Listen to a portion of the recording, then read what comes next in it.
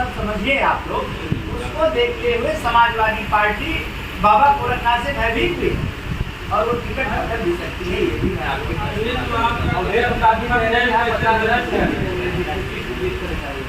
देखिए भाई, कहना सबका आधार है, कहने से कोई थोड़ी भी गुरेज है, कहना चाहिए। परंतु मेरी बात समझिए, हम आपसे क्या कह रहे हैं? 17 में चुनाव लड़े, 22 में चुनाव लड़े, कोई परिवर्तन तो हुआ नहीं, तो हम अपना टिकट कैसे मान लें कि हमारा नहीं?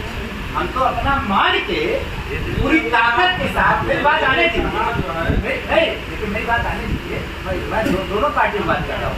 अभी आजीत प्रसाद की भी औपचारिक घोषणा नहीं हुई, ना बाबा गोरखनाथ की औपचारिक घोषणा हुई है, परंतु दोनों में अंतर है मनोहर।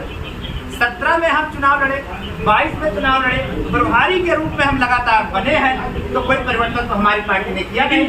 विधायक जी, सवाल का महत्वपूर्ण अंश है, मैं आ रहा हूँ कि जो भाजपा में अन्य 18 लोग दावेदारी में, सारा जवाब मैं एक बार में दे रहा हूँ, उनको कैसे मैनेज करेंगे? मैं सब चीज क्लियर करते चल रहा हूँ। अभी जैसे 18 प्रत्याशी मांग रहे हैं, ये भारतीय जनता पार्टी एक ऐसी पार्टी है जिसमें एक बूथ का आदमी, एक गांव का प्रधान, बात आप समझिए, और भारतीय जनता पार्टी के कोई भी कार्यकर्ता टिकट मांग सकता है, इसके लिए कोई रोक टोक नहीं होती है। मेरी 18 प्रत्याशी, मुझे लेके 18 है, मुझे लगता है 15 से तो ऐसी अच्छी बात है, एकाध दो को छोड़ के उनसे भी एकाध दो बार बात हुई है कि जिसको भी टिकट मिलेगा उसके साथ सारे लोग गद्दारी से रहेंगे। कोई पहली बार नहीं हुआ है, अयोध्या में 50 लोग टिकट मांगते हैं, पिछली दफा इसी विधानसभा से 16 लोग टिकट मांग रहे थे, जब हम 17 में विधायक बने तब भी 11 लोग, प्रबल लोग टिकट मांग रहे थे, और राहुल जी का काफी मात्रा में बहुत मजबूत स्थिति में थे, नीरज जी भी मजबूत स्थिति में थे।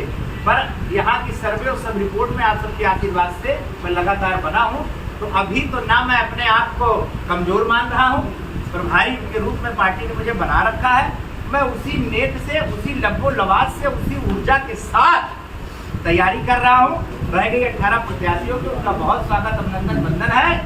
और मैं एक बार फिर कहता हूँ, बाबा गोरखनाथ पार्टी से बड़े नहीं, पार्टी का कोई निर्णय आएगा तो उसको सर माथे पे रख के, जैसे भरत जी ने खड़ाऊ राम जी के लेके उनका आज्ञा माना था, वैसे पार्टी की बात को रख के उसको आगे मानेंगे। पर अभी तो हम सपने नहीं सोच सकते इस बात में। फिर आप असली चुनौती किससे मानते हैं? चुनौती तो इस बार तो चुनौती हमको, भाई वकील जी की एक लाइन है, कहते हैं हार हो जाती है जब मान लिया जाता है, हार हो जाती है जब मान लिया जाता है, और जीत हो जाती है जब ठान लिया जाता है।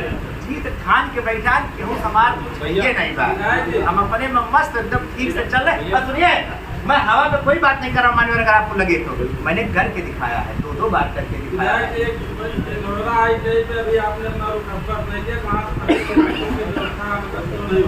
अब तो शीघ्र उसका भी करेंगे, लेकिन हम लोग दौरे में गए थे, सूचना आई थी, वहाँ भी करेंगे। जो भी छोटी मोटी समस्याएं हैं,